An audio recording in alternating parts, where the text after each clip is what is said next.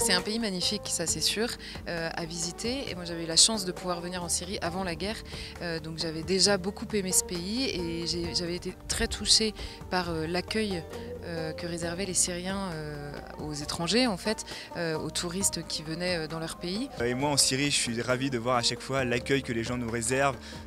Hier soir, on est arrivé très tard dans la nuit et il y avait quand même des gens qui étaient là pour nous accueillir et nous souhaiter la bienvenue. C'était formidable. Les gens joyeux qui sortaient, qui étaient heureux de vivre ici. Et puis aussi, je me suis promené dans le vieux Damas qui est encore magnifique, des paysages, des déserts encore magnifiques. Donc vraiment, j'ai beaucoup apprécié ce pays. C'est une vraie expérience et je pense que c'est un de mes voyages qui va plus me marquer. Et quand j'étais à Alep en 2015, je regardais la télévision avec des amis alepins et j'avais la télévision française et j'étais à Alep. Et c'était le journal télévisé de 20h où les médias français parlaient d'Alep.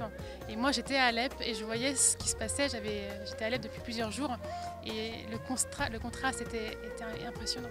Alors aux Français, je voudrais leur dire de regarder ce pays un peu différemment de parfois la manière caricaturale dont on leur présente.